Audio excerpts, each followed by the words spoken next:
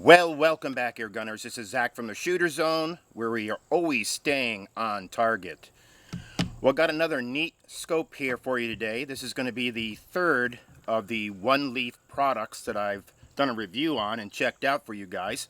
The first one was the NV400, which basically was a clip-on night vision system that clipped onto most scopes, came with different adapters, and you would just clip it onto the back of your scope, and it would function through your scope, which was very good. It was a nice system. The second was the NV100 Plus, which came with its own scope, which is a fantastic scope, very clear, very bright, good scope, and it had built into it the adapter in which you then put the NV100 night vision portion onto it. And so today what we have is the NV400. So this is a complete system now in which everything is built into it. You don't have to screw anything on the back or add anything to it. It's self-supportive. So this is kind of a huge step up for OneLeaf, and so far it's working very, very well. I do have the additional rangefinder on this today. And so this is an option. This does not come with the scope. The scope is a daytime scope as well as a nighttime scope. And here is the IR system that actually adapts to the scope for nighttime. On the scope mounts, you do have Picatinny rails, so it would just clip right onto the top here. And then it has 3 modes of function depending on how bright you need it to be as far as distance. It also zooms in and out, again, depending on the distance. The farther you are out, the more you'd want to kind of zero in on it, so this way the beam goes farther. The closer it is, then usually you would make the beam wider. Covers more area, and again, it's not so pinpoint, which sometimes looks kind of weird when you're looking through the scope. Okay, so there's a lot to cover on this, so it's not going to be one video. Today we're just going to do some introduction to the scope and kind of let you know what's going on with it. So, the box. Again, what comes with this scope is basically the scope, not this, which is the rangefinder portion of it. Does come with 2 eyepieces, which one is short, this is the short one, and one is longer. I prefer the short one. When you look through the scope, I find it best that you actually push in with your brow all the way in as far as you can. This way the image in there is the largest it can be. It comes with a scope cap. When this is off, you can put an end cap on. Comes with a cap on the front, and this is interesting. The cap on the front actually has a hole in it. And the purpose for that is this. During the daytime, it's trying to restrict some of the light. Because this sensor, the image sensor in here, is so built for, I would say, more dusk or night vision, that it kind of gets overwhelmed by daytime light. So that cap actually helps reduce the amount of light that comes into the lens, so this way it doesn't, kind of just blast out white from all the light. And that would also, for more direct sunlight, it has a little tube that screws onto the center, and again, that restricts the light even more for daytime use. This scope works extremely well on cloudy days, dusk, dawn obviously, and nighttime. It does work good during the day on bright sunny days, but again, you have to know that you need to try to diffuse that light as much as you can in order for the image sensor not to be overwhelmed.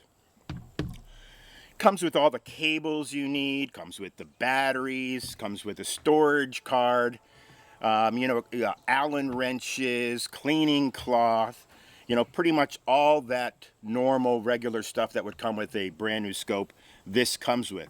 Also the mounting rings, of course. Again, these mounting rings, this is a 30 millimeter scope, 30 millimeter tube, so comes with those. And again, it does have Picatinny rails on top too, which is always good. And so let me just kind of show you a few things that's cool on this, and you may be able to see this. It has 6 different types of reticles from what I see on here, so you could pick whatever reticle you like, and you know, that's always a plus. 5 different colors, probably depending on the time of day, what you prefer most. The cool thing about this also is you can switch from either first focal plane or second focal plane, and it will obviously act like one or the other. So that's really cool. So, you know, if you like first focal plane, you just set it to first focal plane, and it will then have the characteristics of first focal plane. If you like second focal plane, then again you set it to that, and it will have the characteristics of second focal plane. So again, that's really cool. So on top again you have, you know, the menu. This is the menu button right here. Hold it down, the menu pops up. Then you turn it back and forth to scroll down through there. There's so many options in this. Again, I don't want to go through every single one today and overload this video, but I want to tell you this. It can maybe seem a little overwhelming at first, but I think if you just put that out of your mind, it's very self-explanatory. And so as you're scrolling through each of the different windows, so to speak, in your display as far as the functions, you just pick whatever you like best.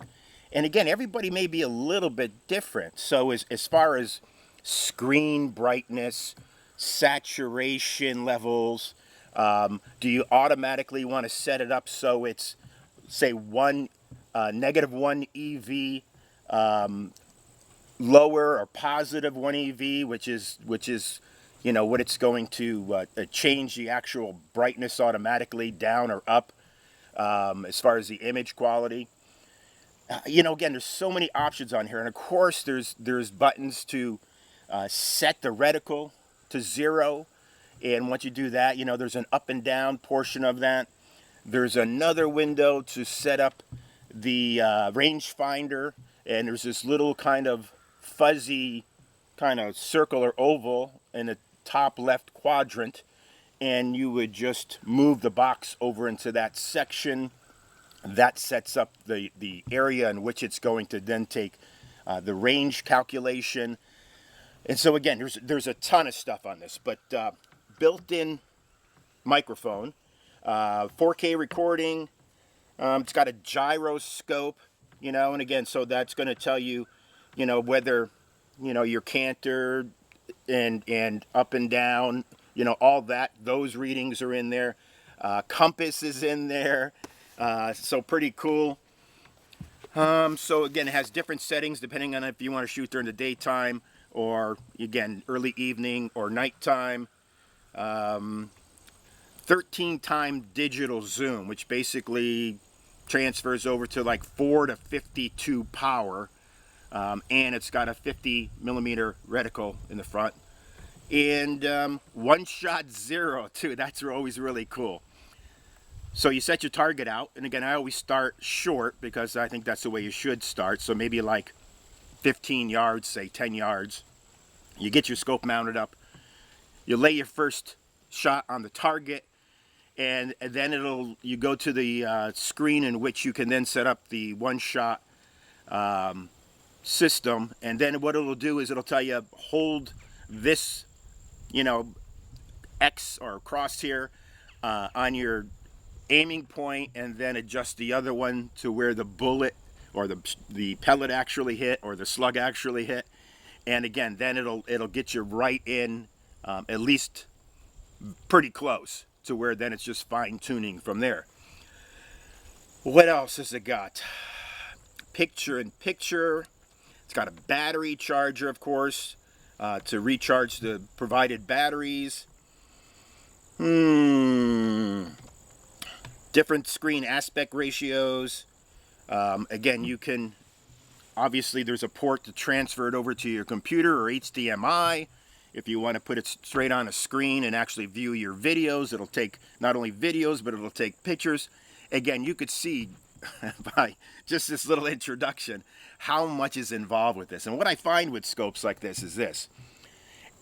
You typically won't just sit down and just select everything and then you're done. It's a kind of work in progress over just a little bit of time in which you're fine-tuning everything in order to then get it to where you like. And once you get it there, again, typically you're fine, or again, if you want to make other small changes depending on certain circumstances, you can change it at any time. All right, so again, that's the basics of this. Let me see what else am I missing here. Okay, I think that's pretty much it. All right, so also obviously I'm including a bunch of pictures with this video because, you know, it's not always easy to see everything in a video. So the pictures are, you know, a much higher quality, and you could actually see all the buttons and different things on the scope. So again, you know, there's a ton of stuff. It has, you know, obviously you're able to adjust for your eye if you need, you know, minor adjustments because you wear glasses. You can obviously adjust it in and out to adapt to your eye. As far as distances, close distances and far distances, you can adjust up front here depending on your distance to make sure that you get the clearest image possible. It'll shoot color, it'll shoot black and white. Again, there's just so many options on this. On and off, surrounded by green is always really nice, so it's really obvious how you turn it on and off. That's kind of it. What I want to do now is just briefly go over some of the settings that I've made in it so far. So you just hold the power button down. Hold it down for a couple seconds and it'll come on. You have to excuse me, there's a ton of gnats today. Kind of a warm day for fall. Alright, so hold the button down till the screen comes up. Actually, you have to give it a few seconds. It's kind of setting all the parameters. Okay, hold it down till the mode screen comes up. I'm going to take off my hat so I can see better. All right, again, I like putting my eye right up to it as far as possible. So at the top, it gives you the reticle type, and I'm using reticle 7, which is the number that it gives it. Reticle color red. The next one under that is setting up your shot 0. The next is position, then screen aspect ratio, which I have set at 4:3 because 4:3 actually fills the screen entirely. Movie mode, 4K 30 FPS. Photo resolution, 12M. Magnification, 1. I have it set, the next one is FFP or SFP. I have it set to FFP. The next is day, starry, or night. So starry is again kind of, you know, that transition between day and night time. Then as you scroll down even more from there, we have some more options. Picture in picture on and off, movie clip time, LCD brightness, auto record on or off, display icon on or off, display widgets on or off. The units you could either set up in yards or metric. Range marker align. Again, that's where you're aligning for the, again, the rangefinder, making sure that you have the little square that it gives you in that kind of little fuzzy oval. Compass calibration, gyro calibration. Again, and these are easy pretty much to do. Red dot, I think that goes specifically for the rangefinder. Sound on or off a record. Stamp for the date. Metering mode, which is always a big plus in photography and videography. I have it set to center weighted, which is going to then take the measurement of the light pretty much just on what your reticle is positioned on, and it's going to make the adjustments for exposure based upon that. ISO sensitivity. So far I found that if you leave it to auto, it seems to work best, but again, that may change for different situations. Brightness, I have set at 40. contrast at 50, saturation at 40. There's a button backlight, which I have set to on. And let's see what else we got here. Date format, clock setting, formatting of the SD card, version and card info, and reset setup, where I'm assuming that'll put you back to what it was set at the factory. Okay, so again, I know that can sound overwhelming because there's a lot to go through, but I think that's a plus. You know, again, you know, you want to be able to dial in these things to your preferences, and the only way you're going to be able to do that is, you know, have different options. All right, the rangefinder, there is just, it's, you know, kind of like a normal setup with a scope. There's 2 Allen keys on top, Allen screws. You could take that off, and again, you can mount the infrared either to the side, or if you keep the rangefinder on all the time, then you could put it on the top. And again, it just depends. I mean, you may have this on a rifle where it's specifically only for nighttime, and then of course you would mount this on top here, so you still have your range finder on it. And again, if you're shooting 50 yards, or if you're shooting 150 yards, the rangefinder will tell you exactly how many yards you're shooting at. What else do we have? Again, I know that sounds like a lot, and it probably is. But understand, it's pretty self-explanatory. The instruction booklet is very, very good. So I would suggest looking through that, as well as you're going through each of these options on your menu. You may want to just take a look at your manual, so this way you can kind of, you know, take that into some sort of consideration or reference point as you're setting everything up. And I think that's all I have for you today on this. Again, I'm going to have to do several videos on this, and I'm still, you know, tweaking it. So keep that in mind. I've only had this for, I think, a couple days, and the weather wasn't that great the first 2 days. So I just did some basic things. I did get it kind of sighted in a little bit to 30 yards, and just went through the menus and just made some initial adjustments. The second day, I kind of tweaked them a little bit more. But again, it's a work in progress. And then again, after playing with it 3 or 4 or 5, 6 times, whatever it is, it's going to be different for everybody. You'll probably have it set to where you're like, okay, that's where I like it best. And for the most part, that's where it'll stay from that point on. All right, I feel like I'm a little bit overwhelmed and winded, but again, it's not that bad. It really isn't. Just follow the instruction manual, go through the menus, and again, play with each one. See what it does, you know, and then again, if you don't like it, you know, switch back or go the other way. I mean, it's that simple. It's usually more or less on all of them, so, you know, you have your choices on where you want it. Okay. OneLeaf NV400. I'll put a link below for this so you can go directly to their page. If you're interested in more, you can see everything there. Again, I know I put a ton of pictures on this video for you to see. So, you know, stop on each one, take a look at it, you know, so you could really take it all in and make some decisions from there. But so far, it's really working out really, really well. Again, especially for dusk and nighttime use. Daytime use, again, if it's got a little bit of clouds that day, I think it works best.